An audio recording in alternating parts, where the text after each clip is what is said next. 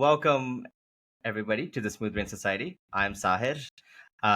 Today, if you guys remember, we had done an episode earlier speaking about a particular research paper.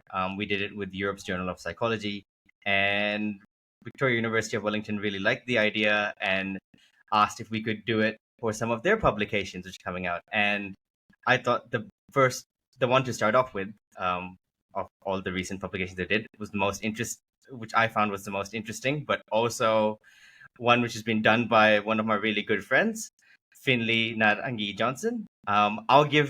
He was on before for 2 episodes as a co-host, but now he's going to be talking about his work. I'll give you the more professional introduction, and then he can give you all his background story. So Finn's a kaupapa Māori researcher at the Ministry of Social Development. He is currently getting his qualifications in clinical psychology and doing a PhD at Victoria University of Wellington. His thesis explores Māori well-being through the development of a psychometric scale, and he is passionate about research and teaching in the interface between Maturanga Māori and science. He's here to talk about his most recent publication introducing Ngaruroro. Oh, did I pronounce it right? Ngaruroro. Ngaruroro, which is a new model for understanding Māori well-being. So, welcome, Finn. Kia ora. Thank you, Sahir, for that extensive introduction. And lovely to be here with you as well, Pratik. Kia ora. And before I let Finn go on, I will introduce a co-host for this episode. So Pratik was on a couple episodes ago. I have not decided the order of upload, but Pratik's episode will be up before Finn's one. So you can go listen to that. Pratik is the CEO, founder of Jungle Publics. He shakes his head at CEO. But if you want to learn about them and their work and how they if you want to learn about them and their work, then go on, check out that episode, and all the links to everything we discussed and his websites and all will be in the description and show notes below. So awesome. Welcome, guys. Thank you. Thank you. Nice to be back. Alrighty. Finn, can you give everybody a bit more of an introduction about yourself? I gave the professional stuff, but there is more to you than that. Yeah, a lot of that was a bit of a funny one, eh? Kia ora, everyone. My name is Finn. It's taha tōku māma, hurio no rongo mai wahine no Ngāti Kahununu, ko o māhu, ko tūhuru marae tēnei e mihi kauana kia koutou katoa. Kia ora, everyone. My name is Finn. On my mum's side of the whānau, we whakapapa up to the northeast of Aotearoa, up to Hastings and Te Mahia. And on my dad's side of the family, our ancestral connections go up to Kolkata and Kursong, up in the mountains of the northeast of India. I've been lucky enough to know Sahir for some years now. I'm so excited to be able to be here again on the Smooth Brain Society podcast and to be able to come in and answer some questions instead of being one of the people that is asking. So thank you so much for having me on this show and for sharing this time, bro. Awesome. Just a reminder to all those listening or those who are new that the premise of the podcast is we get a co-host on who has no clue about the topic. So in this case, Pratik is our guinea pig here. He has no clue about Finn's work apart from the brief introductions we just did. In that case, I think a good question to start off would be with a little bit of a background of if you're making a scale to understand Māori well-being. What is the need for this new scale? What were your motivations to design this? So if you could give the audience and Pratik a bit of a background to go from. Yeah, of course. Well, I think with most people with their thesis research, I kind of fell into it. I didn't come in planning wanting to do a PhD. Didn't think I could do a PhD, and definitely didn't think I was going to come in and do something with stats, because I didn't really do the best with the maths and stats in high school. However, I came in, finished my undergrad, and in looking for a master's project, I wanted to do something around Māori wellbeing and specifically around Māori men's wellbeing. And in having a conversation with some of my lab mates, I said, "Oh, yeah, I'm going to do Māori men's mental health and well-being, and it's going to be like this, this, and this." And then one of the lecturers said, "All right, slow down there, mate. How are you actually going to measure it?" And I was like, "Oh, I'll just use the Māori wellbeing measure. I'm sure there's heaps of those. We've had all of these amazing models of Māori wellbeing that have been like dominating and like guiding our country's Māori health development for the past 40 years." And then I said, "Yeah, I'll just use that." And she's like, "Oh, is there one of those?" And I was like, surely.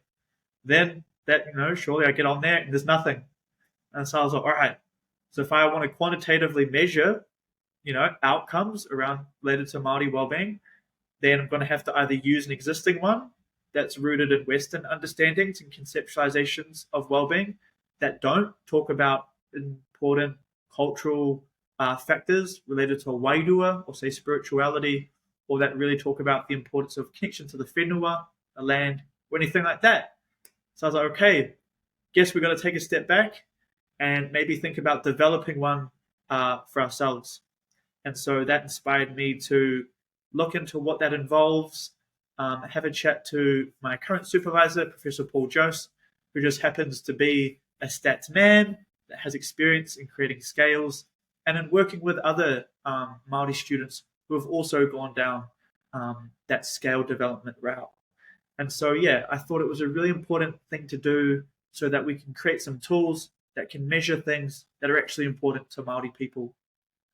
Because, yeah, those existing suite of tools, survey measures, just didn't kind of cut it and didn't talk about some of these things that we as Māori know are just super important to our well-being. Okay, thank you for explaining that to the audience and to me. That's definitely useful. I guess, I have broader questions about, your methodology and thinking about quantifying some of these things as well. But before we get into the specifics of that, I guess if you could just broadly tell us. You've pointed to some of the metrics you were using, but how does this play out? What does the scale look like? Yeah, so the paper that Sahir has talked about today is just the first half of my thesis. So this has been an initial qualitative exploration, which has resulted in the development of a model. And so when thinking about how we want to quantify or bring in such a broad concept, such an important one, we thought that we actually had to go out and ground these understandings in the lived experiences and corridor conversations of people from the community. And so what we thought would be appropriate was to develop an advisory group and to have chats with them, with people from the community and Māori academics and scholars who are experienced in this sort of thing. And then another, huge consideration in doing that within the context of quantification and measurement was to think about issues of spirituality and bringing that and addressing that within this context, which is, a very fine line that we all know that we have to walk. And then so what we talked about was establishing a really solid qualitative base and foundation for our survey measure. And so in this first paper that we published, what we talk about is how that kind of unfolded. So first of all, we went and had conversations with people in the community, interviewed 9 people, and asked them some really broad exploratory questions. What's important for your well-being? Thinking about existing models of Māori well-being that talk about the importance of the land, to say, hey, this has been identified as a source of well-being. Is that important for you? If so, why? If not, why? And after having those conversations, we got to qualitatively analyze the data and explore for different themes of well-being that was coming through. Then so after generating those, got to take them back to my advisory group. We got to have a real nice wānanga, a collective learning process, which we got to make sense of all of these different ideas. And from that, we were able to come up with a tentative framework, which had 8 themes and a set of items under each of those themes related to well-being, which is really interesting. And then what we wanted to do was to take that back out to the community and ask another set of people, is this an important thing? So first of all, we said, what are just some quick fire, free listing things that are important to your well-being? And then, they said, oh yeah, walking my dog. Oh yeah, like getting a good feed and eating some chocolate. Another one's like, yeah, it's hanging out with my little brother. And so we got them to come up with these big lists. And then after that, I said, okay, that's cool. You've got all these different little things. How would you group these different items together? Then so we got them to do that, have a think about it. And then after that, I presented them the themes and the items that we had from the first set of interviews. And I said, previously we've just had these chats with people, and this is what other people have identified. How does what you produced and your little groups map onto or relate to those? And so just to get their kind of brain juices flowing, got them to do that little exercise before having a process of reflecting upon what we had in front of us, for them to provide any feedback on it, say what's missing, are the things that are important to you that aren't captured here, is there anything you think really doesn't matter to you that's included in these items, to really refine and rework that model that we had. And so once again, after we got all that information and data back, we synthesized it, took it back to our advisory committee, and we had another big chat about making sense of all of these different edits and suggestions based on that feedback. Then based on that, what we had was, a final model with 8 themes and 41 items emerge. And leave it at that for now. So that's one question. And should I just go in straight to your other question or other part of it? Yeah, go for it. But by all means, if you feel comfortable. Yeah. And so the next part of the thesis and the work looks at quantifying and how to turn those different ideas into survey questions. And this was a real kind of difficult and tricky process because, you'll get Likert scales that people will typically use that go from 1, not at all, to 7 all the time, those sorts of things. And so we had a big think about, in that process, how can we actually do this and measure well-being in a Māori way? And so throughout the whole process, what was really important was taking a kaupapa Māori approach. So this is a methodology, a way of doing research, in which it is would kind of broadly come under a decolonial approach by Graham Smith and Linda Smith, who, if you're into decolonizing methodologies, they are them. And part of that is, critiquing and resisting those dominant forms of, Western knowledge production, dissemination, creation, all of that, while making space for prioritizing and normalizing Māori ways of being and thinking and understanding in those contexts. So we thought, okay, how can we indigenize and decolonize this process? And that was a really big, important part of this research and something that we thought was really interesting and important to do. So first of all was, how do we approach this idea and to put the people's experiences first of who is actually interacting with this measure. So we don't want to produce a tool that people can interact with, they'll fill it out and then feel like shit. So we're thinking, okay, too much of that has been done. Too many quantitative tools have come and reduced our people's well-being and just created all these negative statistics. So, of course, the first priority with a lot of people and measures and stuff they're doing now is making it strengths-based, thinking about how we can make it growth-orientated. And the idea for that was to actually utilize a response scale format that's really familiar to a lot of Māori and that are commonly used within Māori spaces. So, like, really quick dip in and out quickly.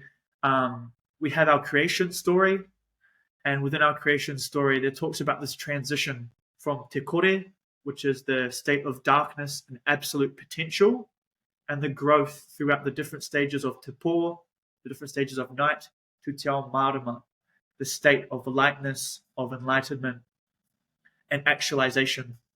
And so a lot of people, a lot of Māori scholars have used that metaphor or that story to help people understand different things. And then so for me, it was thinking, okay, we've got this well-established strengths-based way of getting people to understand, maybe things related to well-being. Let's utilize that.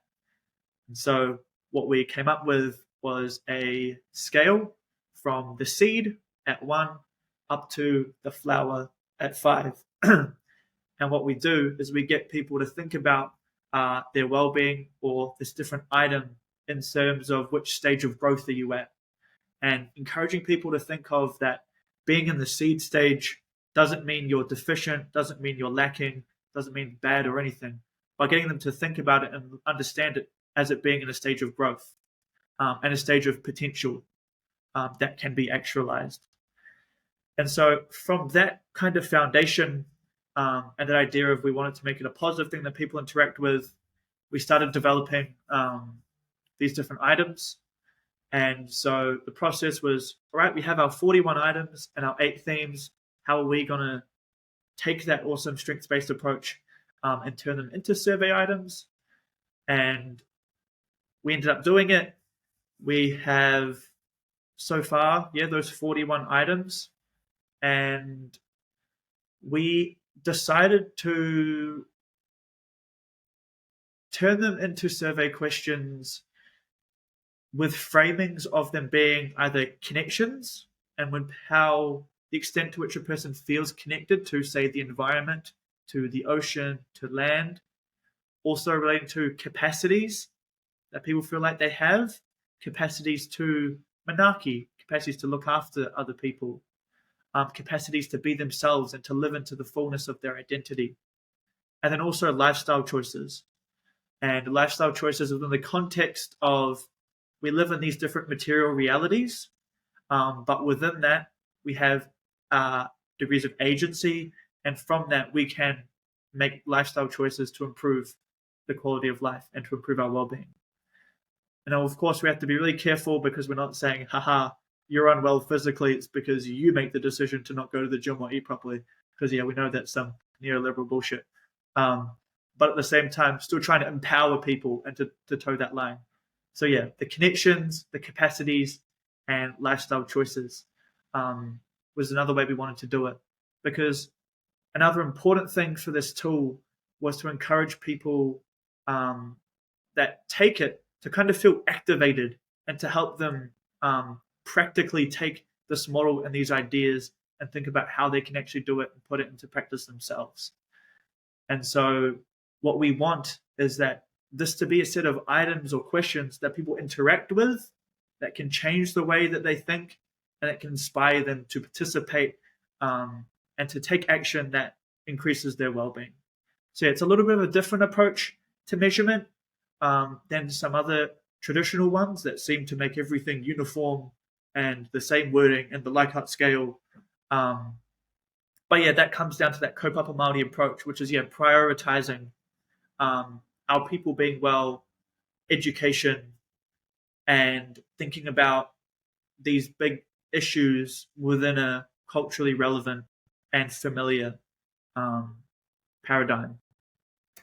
So that's the approach so far.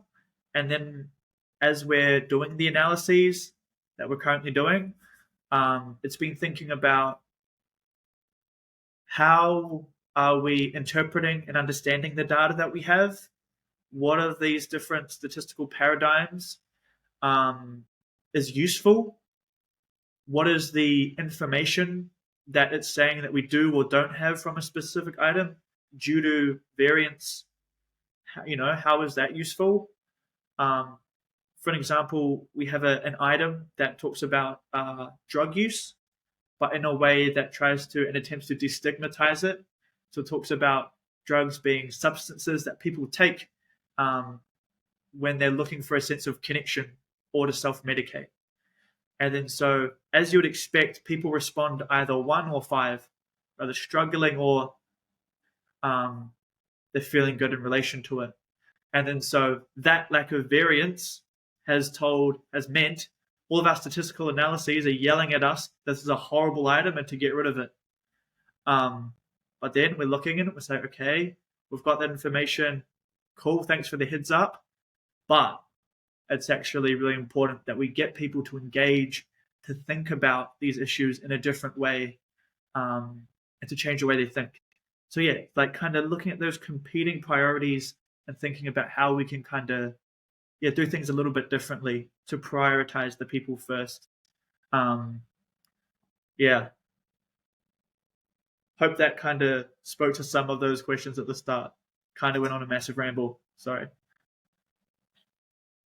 No. I think it was a very good ramble. I like the idea of a scale which you can interact with, because you would know this, Finn, and I don't know if Pratik has experience with this, but when in like second year or first year of uni, when you're doing these scale creation or qualitative analysis research stuff, not quantitative analysis research stuff, when you're making scales and things like that, you kind of try to make it so that you can see it exactly at time point 1 and exactly at time point 2, and you're not, and someone's not necessarily interacting with the scale. So the idea that you're getting someone to think, wow, they filled the scale up, so that they could probably have the impetus to, like, work towards what they wish to achieve through these items, is a really good way to look at it, especially for someone like yourself who's doing clinical work.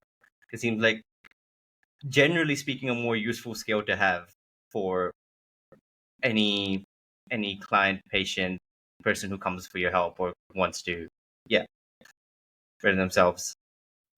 Yeah, and I think that speaks to like the importance of kind of moving our measurement paradigm and I guess research stuff in general towards more how can we give, rather than how can we just take in the most efficient ways.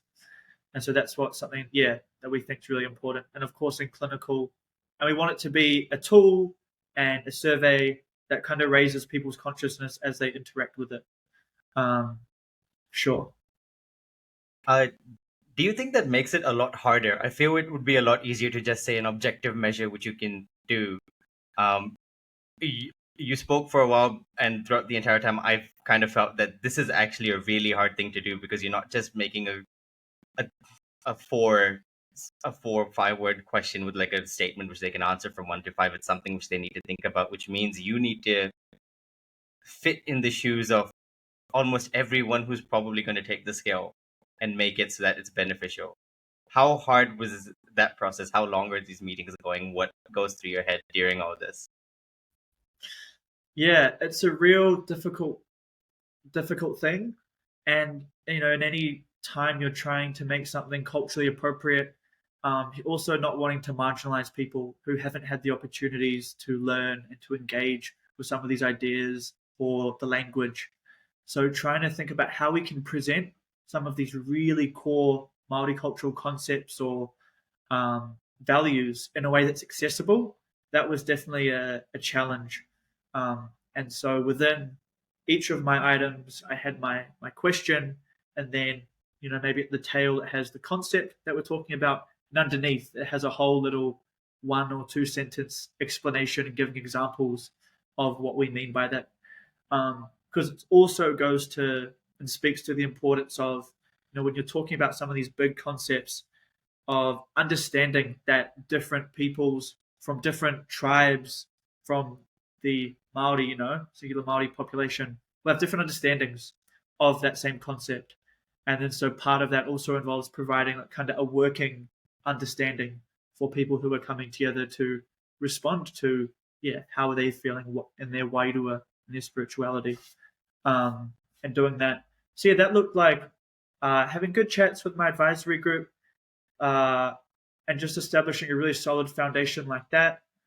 And then, of course, my supervisors and my awesome support network of big bros in academia that have already done it, and the other people who help support me.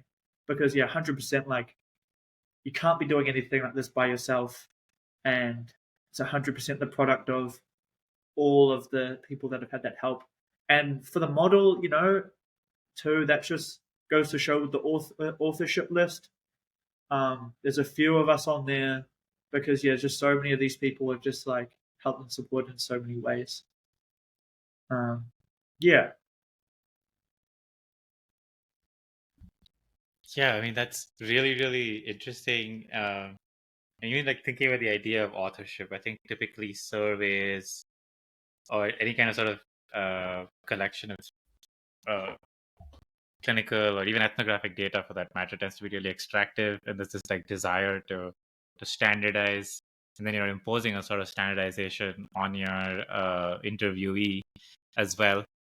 I'm kind of wondering, in all of this, there's a degree of like high variability across everybody that you're speaking to, but there's also I'm wondering a variability of when you speak to these people, because I remember the last time me and Sahib were talking, there's a question of what people say they're feeling, or how they say they're what the subjective experience they're having, and what they might actually be experiencing at a purely neurological level.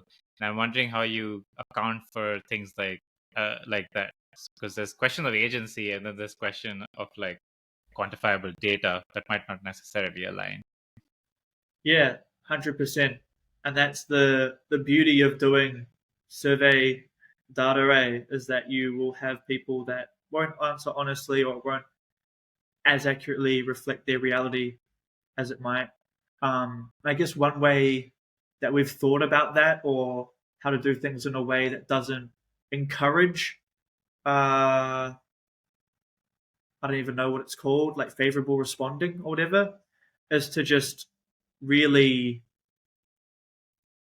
design the questions in a way that doesn't say that this is good or bad, or compare people with others, or say that there's this benchmark that we should all be reaching. And how we tried to do that was to really emphasize before they began how dynamic well-being is, and that it's not this linear process. So although we have getting people to understand it through stages of growth, we're saying that there are all these different things that affect your well-being, and it's all about the ebbs and the flows and ups and downs. And just because you score high at this point of time on this dimension, it doesn't actually mean that anything about yourself or in that sort of way. Um, to say that things do change over time, and there is a lot of variability. Um, and we hope that in saying that and kind of fronting the survey with that it would discourage that. So it's a lot more of a personalized thing, and so it's a lot more of a reflection process. So there is a lot more inward looking than just trying to race through a whole bunch of things that they can't really connect with and respond to kind of in a favorable way. Yeah, and it's kind of what we want this to be. Yeah, more of just an extractive data gathering mechanism, and more to be a space for people to stop, to slow down, to think about how they're going and feeling, and reflect on that. So yeah, a big reflection process.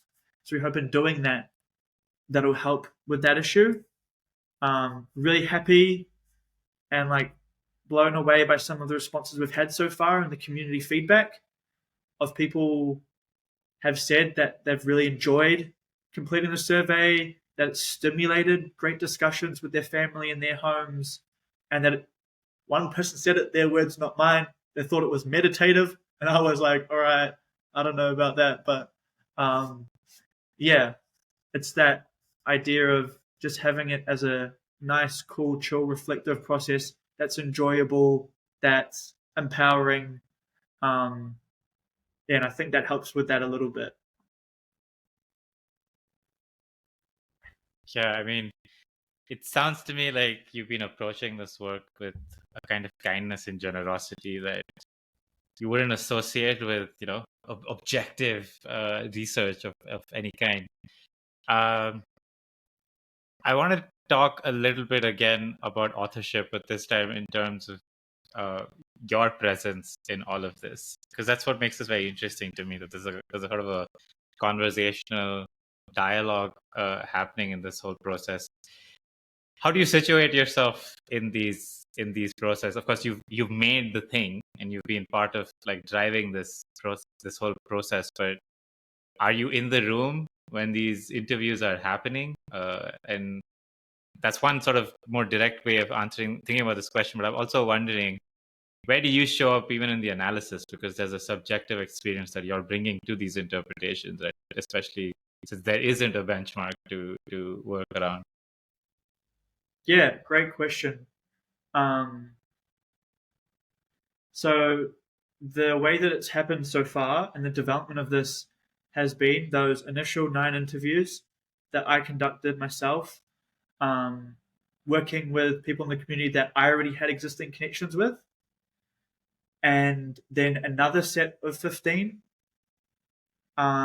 which I conducted myself, and then a set of pilot tests for the survey measure.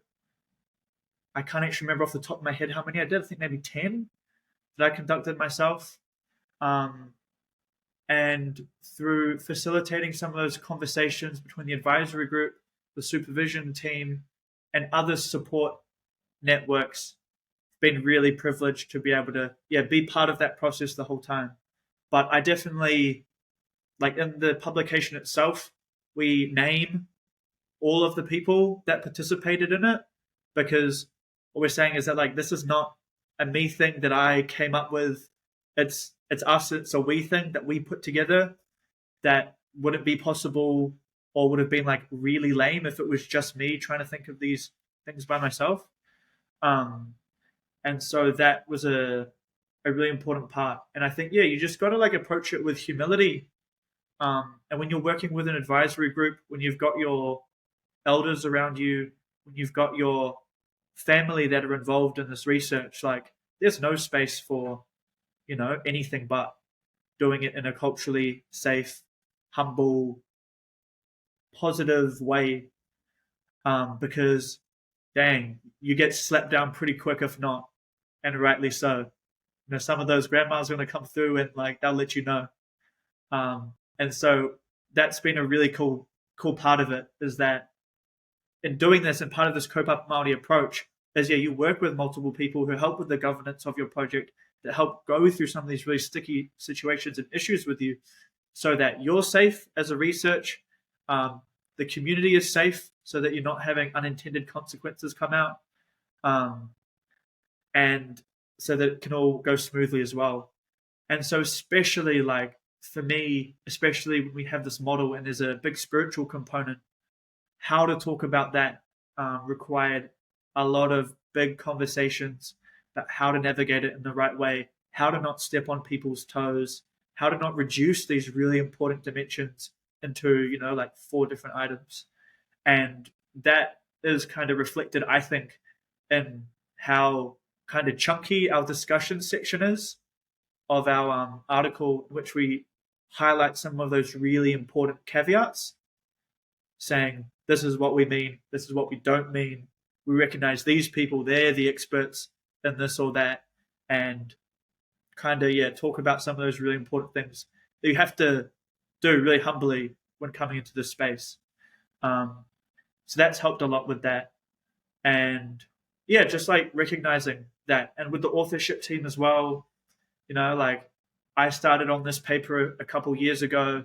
I had done my own little writing for it, but oh my God, having all these people that have come through on the authorship team collaborate, share their perspectives, their ideas, how they'll say your sentence in like half the amount of words, but way better. Like all of that just like comes together to uplift the whole process and the research to an extent that I couldn't have imagined.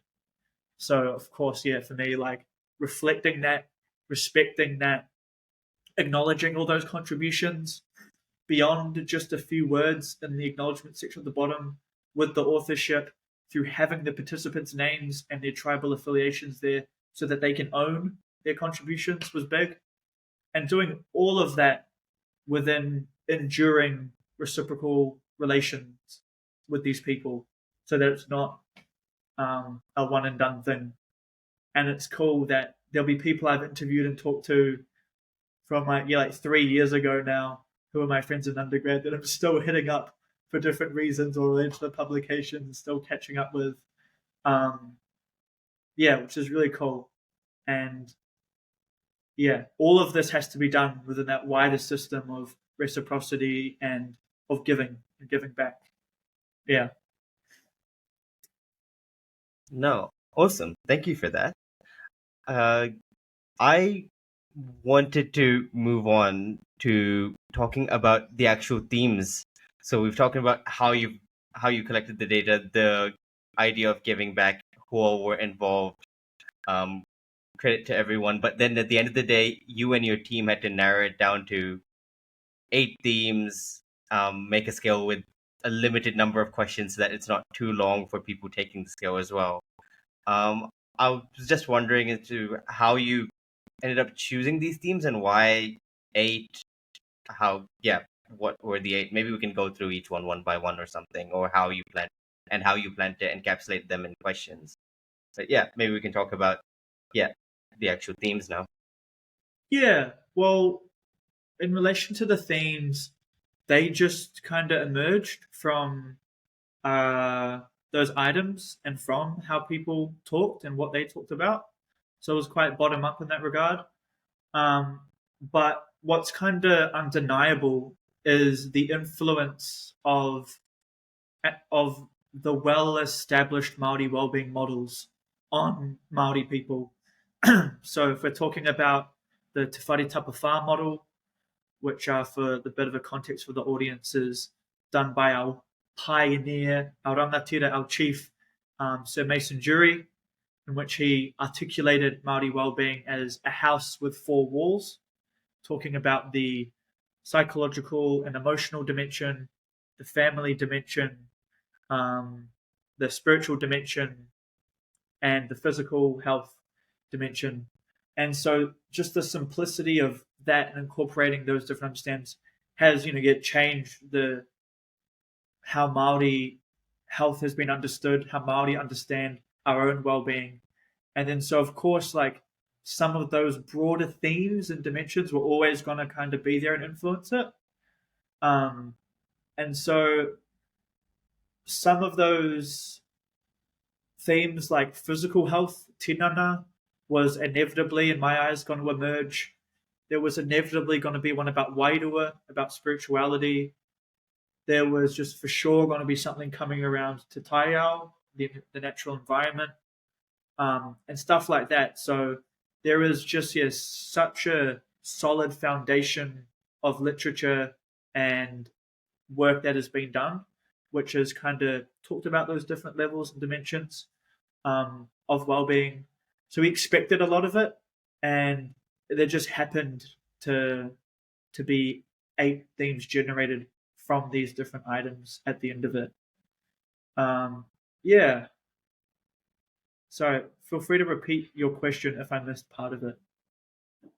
Oh no, that's a good starting point. I just was thinking about going through each of the themes. So you gave a good kind of overview of where they come from. I also, while you were saying this, another question popped into my head, which was, you mentioned that there wasn't any real well-being scale, although there are many models as you've described. Is there a reason for this discrepancy? Because I feel generally if you make models for certain things and as you've described, there has been a lot of work done.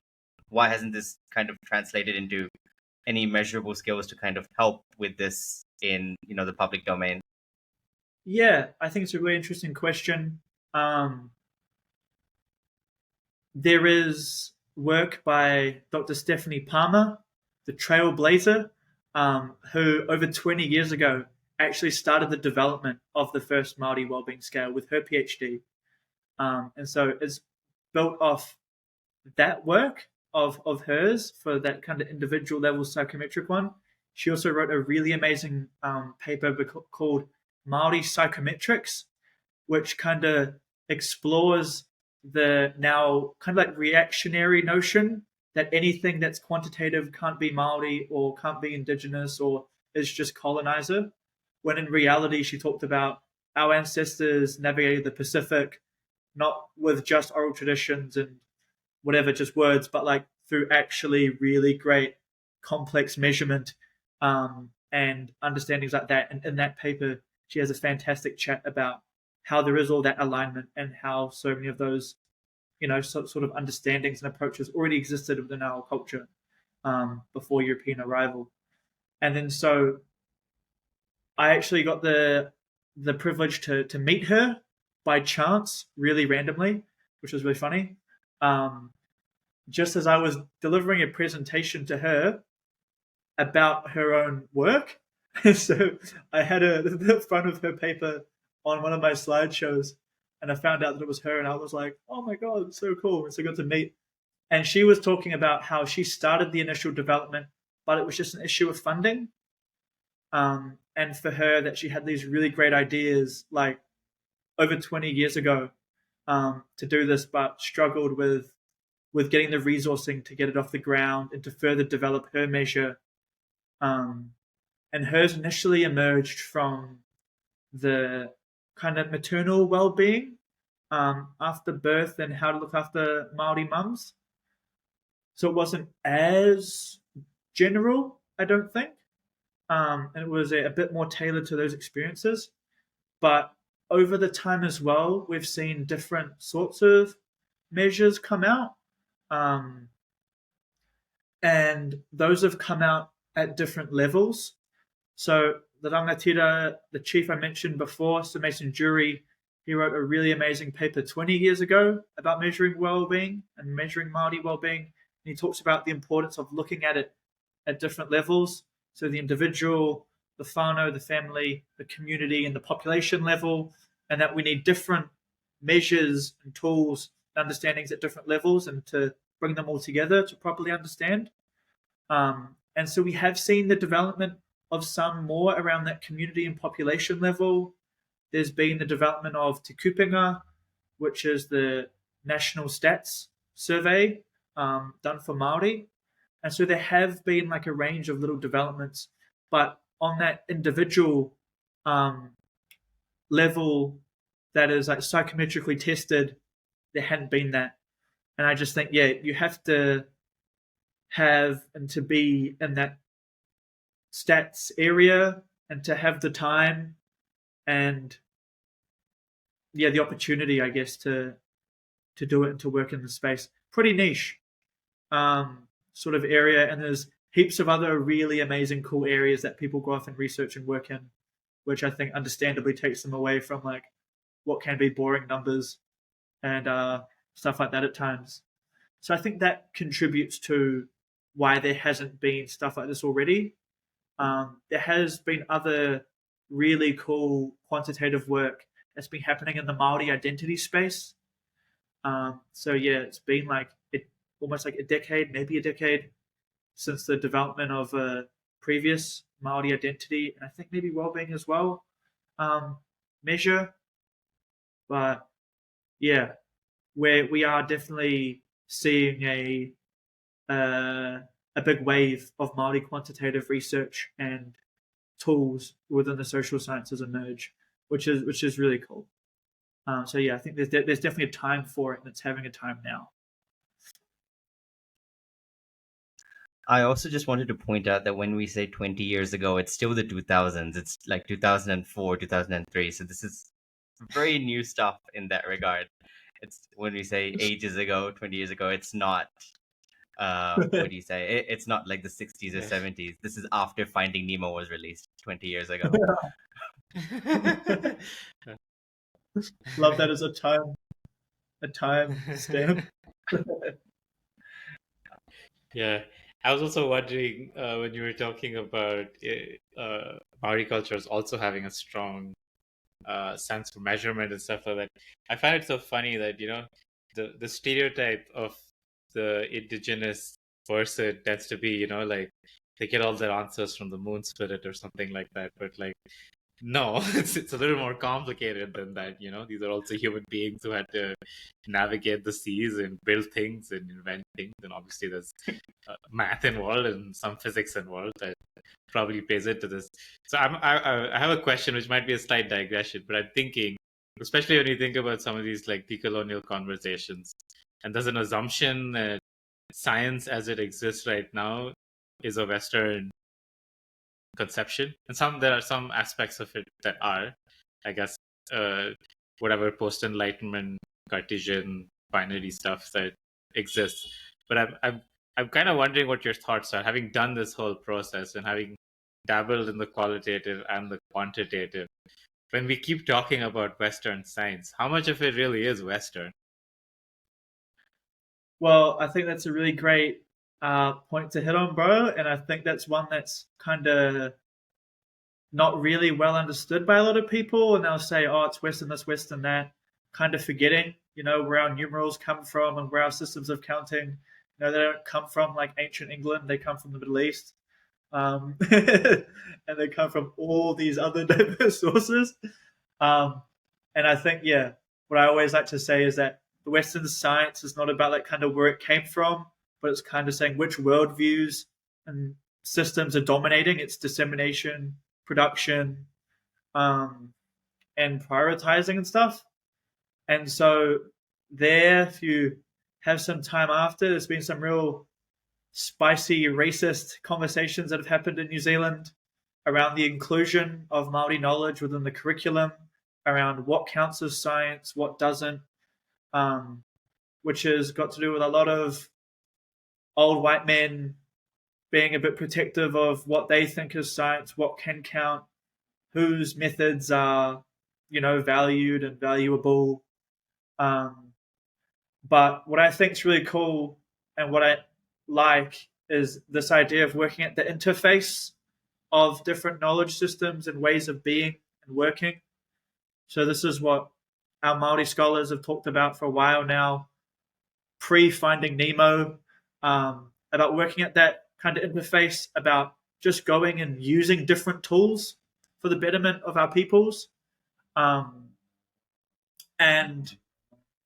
the importance of when you're doing that, having them both prioritized and valued to the same amount. So you're not just doing like psychometrics with a sprinkle of like culture on it with a few Māori words. But yeah, it's like deeply engaging with it and looking at those different like fundamental assumptions and priorities, and kind of navigating that. And so, yeah, there's heaps of really great work. People from our university, people like Ocean Mercier, who have written amazing stuff about working at that interface. And yeah, it is complex. Our knowledge systems are complex and are super intricate and well designed. And just for everyone else to kind of know, before we started recording, we were talking about the amazing depth of knowledge of indigenous peoples that say still live out in like the jungles and stuff, and their understandings of different mushrooms and whatever. From a Māori perspective, we have a system of organizing these different things in the environment and different interactions, and we it all comes under this concept called whakapapa, and whakapapa meaning to layer on each other. It's also the word for genealogy. So when I talked about at the start of my introduction, I link genealogy.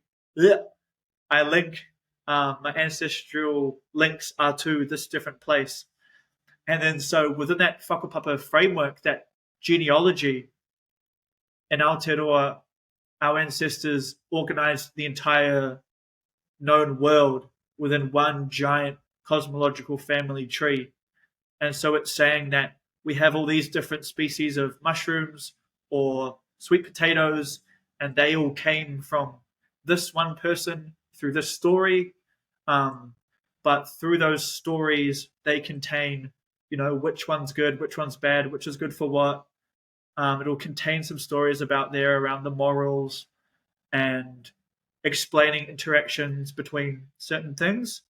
And so that's what I think is really cool, is when we can take that critical look at our own stories, and we can look at it as all of this codified wisdom and knowledge that is just there for us to learn from and to take and to apply to our current day endeavors and research and projects. And yeah, there's some cool stuff there. Search up whakapapa. No, that's awesome. That's really, really awesome. And thank you for that answer. I kind of want to pick it two strands of what we were discussing. You talked a little bit about now this layering of knowledge, the whakapapa, and the idea of like working with this codified knowledge. And I'm also thinking earlier when you talk about how one of the metrics you have in your scale is a relationship to the land. I'm wondering, what does that look like in this context? Where does it sit in the whakapapa? How does it vary amongst the different Maori people? What exactly does it look like in terms of people's relationship to the non-human, more than human world? Yeah, that's a really great question. If we go back to our creation stories, we look at the separation of Rangi Nui, the Sky Father, and Papa Tuanuku, the Earth Mother, and in them, some of our uh, primordial ancestors coming apart, emerging from within them, and them being different aspects of the environment. So you have, for say, Tawhiri Mātia, who is the Atua, the deity of the wind, Tangaroa, the deity of the ocean, a whole bunch of them. And then so from that whakapapa approach, we can trace through and look at the different generations that have come, and actually, in some people and in some traditions, can link their genealogy from now up to them. So you have that thing of this is the line of descent in which we actually come from, these people. So there is a very spiritual connection that comes from that, and knowing and understanding that. There is when we talk about where we whakapapa to, when we introduce ourselves, we often start off with which ocean, which river, which mountain do you affiliate with, which is those different areas that sustained the well-being of your ancestors and even your family today.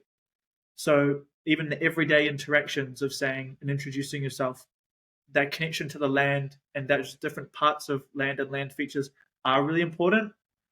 And then, like I mentioned at the start, or maybe even before we started recording, about the urbanization of Māori and the huge and rapid cultural disconnection that happened when Māori moved from rural aspects of rural places where they traditionally stayed into the cities for work, came that big severance of that connection between the land, between those places that they came from.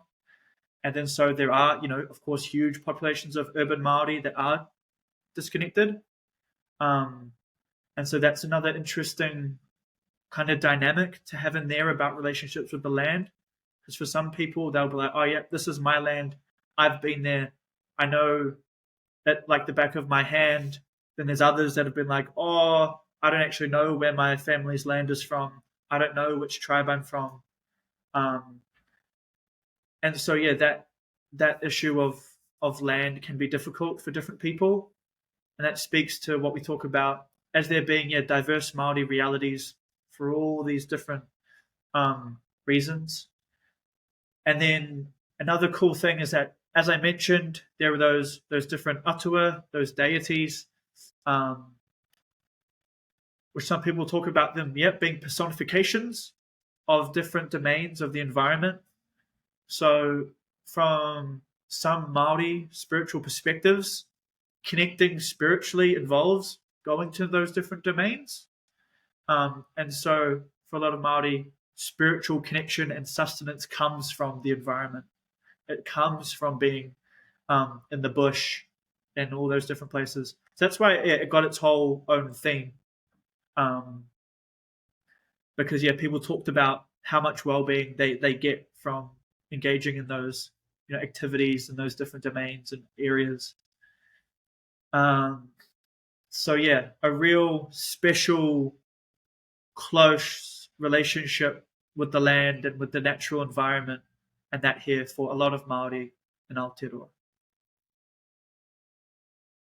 You did touch upon this a little bit right now, and I'm also linking it back to one one of your co-authors on the paper, Ririwai Fox, when he came on, he spoke about cultural embeddedness, and you did mention that for many historical reasons, the cultural the cultural ties or the cultural journey is very different among different Maori people with Maori Pakapapa.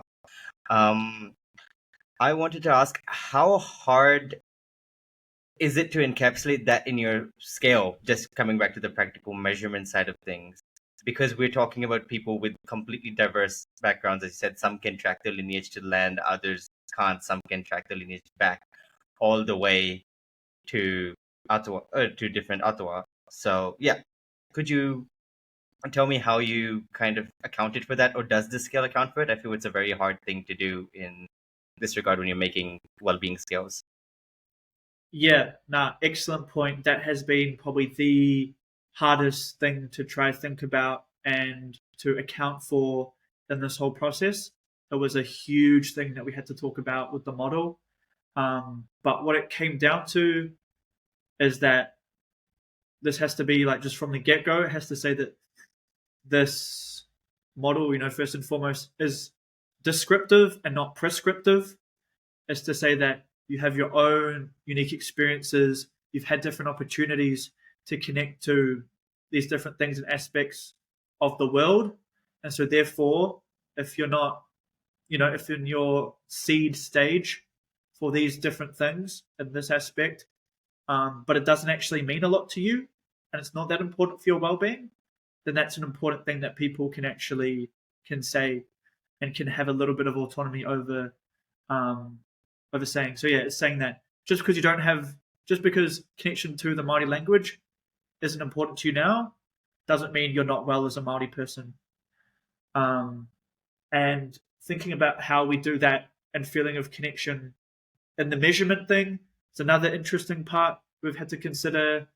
And I guess we're taking that strengths-based approach and thinking about this measure as more of sources of well-being for people, then it's saying that even if you don't feel connected at the moment, or even though it doesn't play a big role for you now, like it's always there for you if you do choose to engage in it. And it can be a source of well-being for you. So that doesn't mean that. So yeah, the interpretation of it from the start has to be like low scores does not mean you're unwell.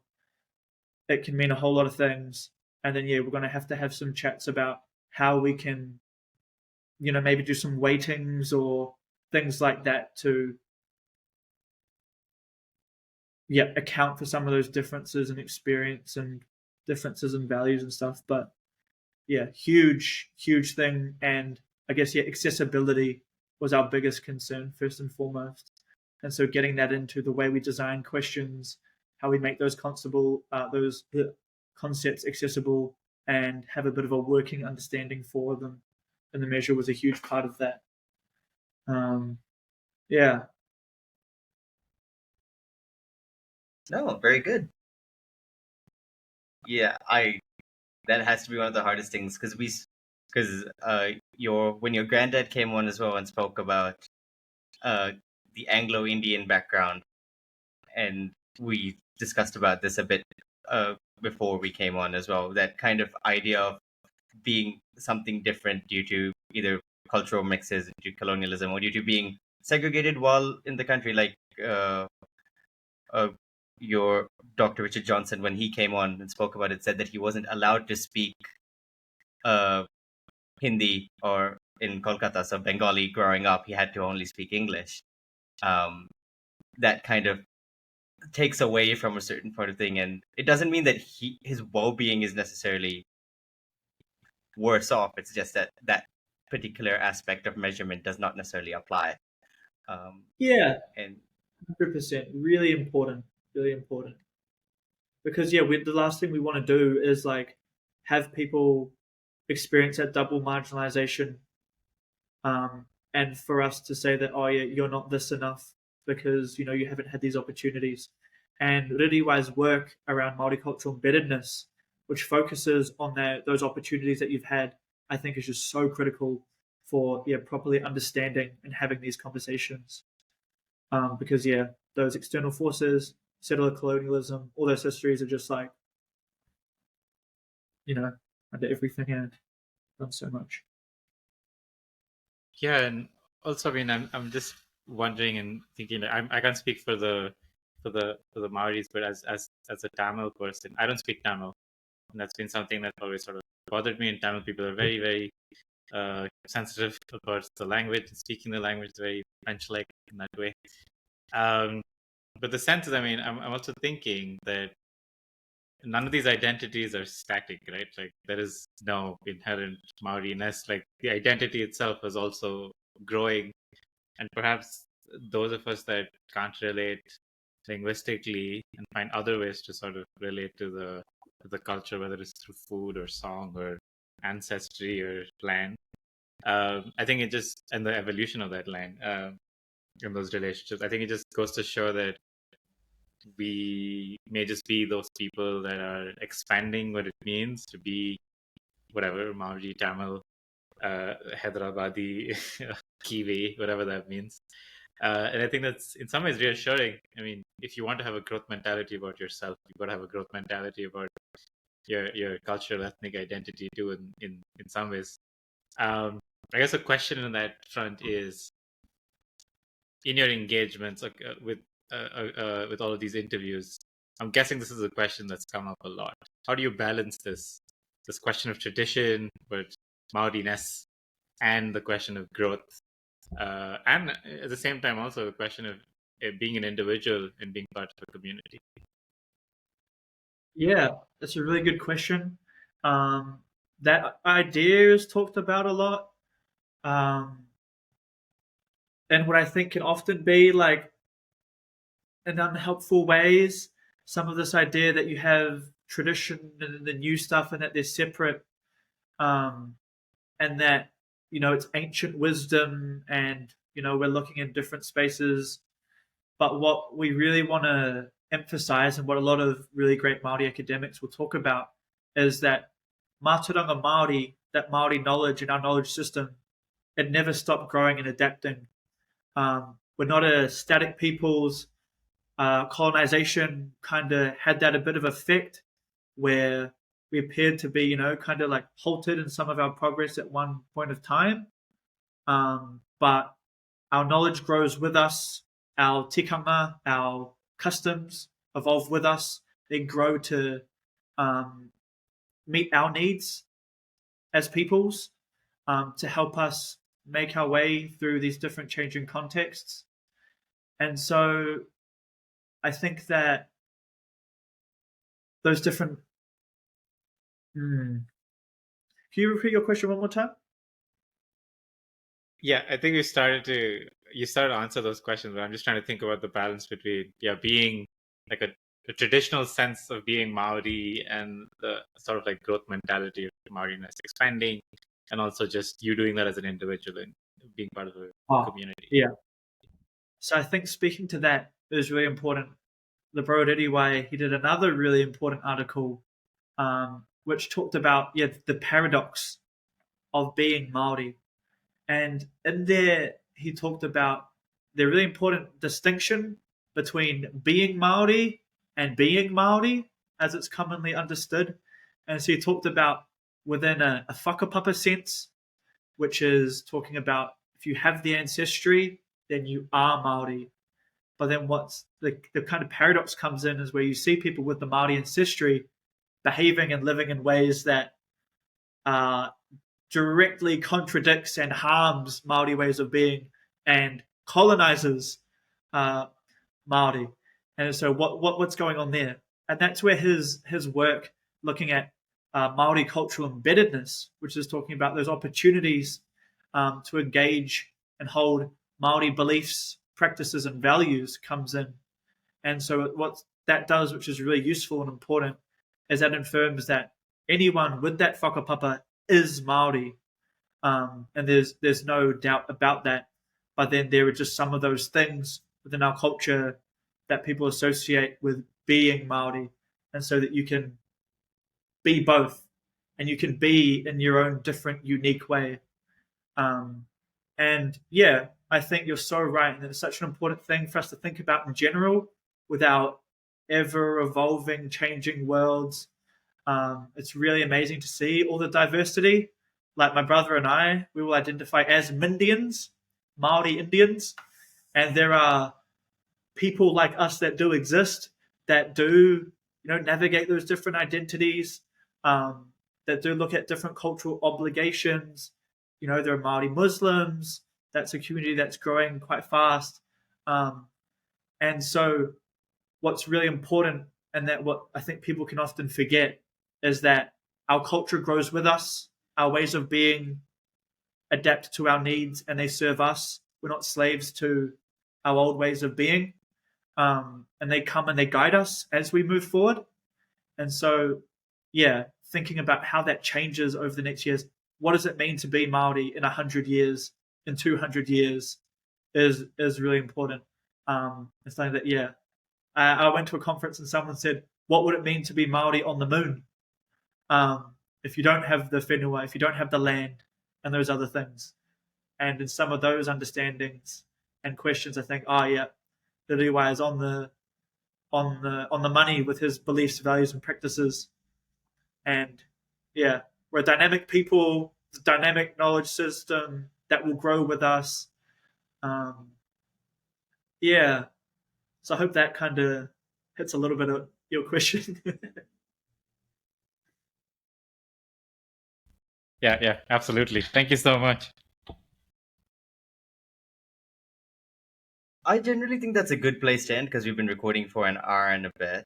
But I wanted to get you to, if possible, give like a brief overview of your publication, because this is about publications for us to use and things. If we let you, you can give a brief rundown of your paper.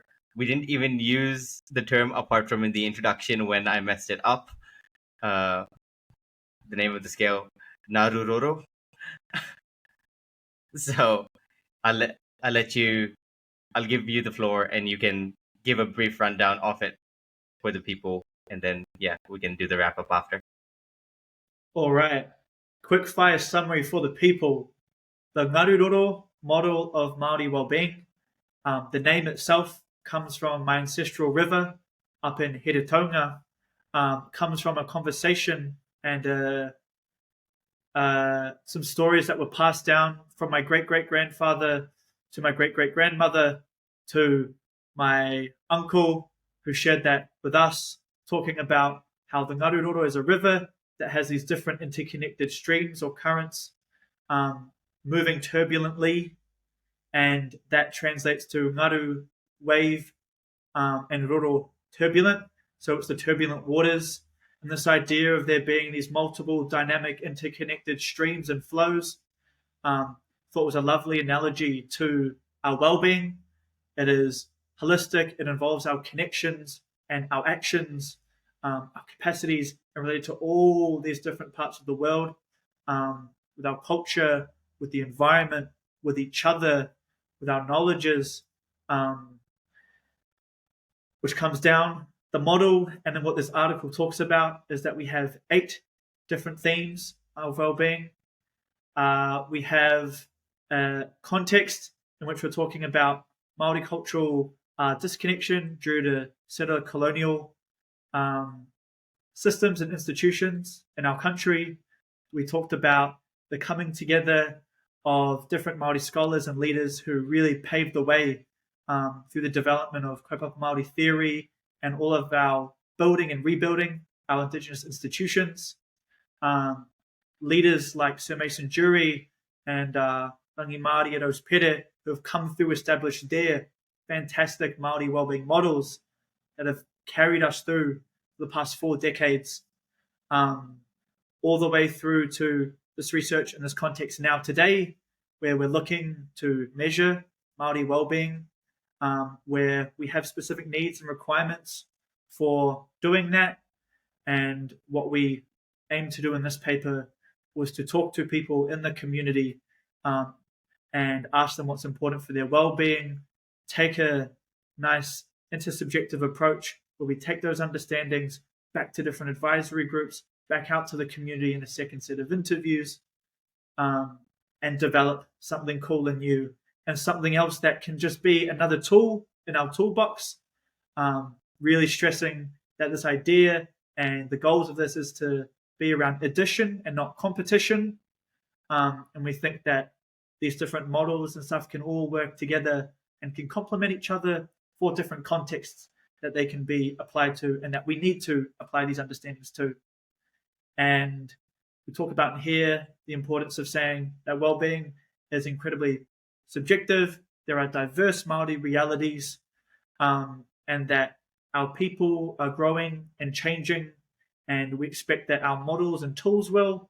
So even though this is a Māori wellbeing tool now, we hope that in the future, other researchers and people will develop their own tribal-specific measures of Māori wellbeing so that we can take it close to that ground level, and can continue this awesome legacy of work. And yes, that is my little ramble. That didn't make a lot of sense, but hopefully it'll do the job. Awesome. Thank you so much for that. Pratik, any final thoughts? I have more than thoughts. I think I have a lot I need to absorb and process. But I just wanted to thank you for taking the time and taking us through all the nuances of your scale and really what it means and what well-being means. It's a complicated world. It's hard to be a person right now. It's hard to be well. I see you're wearing the keffiyeh, so I think we know where the world is sort of moving to, and I think the sort of work you're doing is really important and really meaningful. And I just sort of wanted to point out, without being too self-congratulatory, that I'm sort of happy that there are three men sitting and talking about well-being and grief and all these things, and I hope more men start engaging with some of these fairly complicated questions.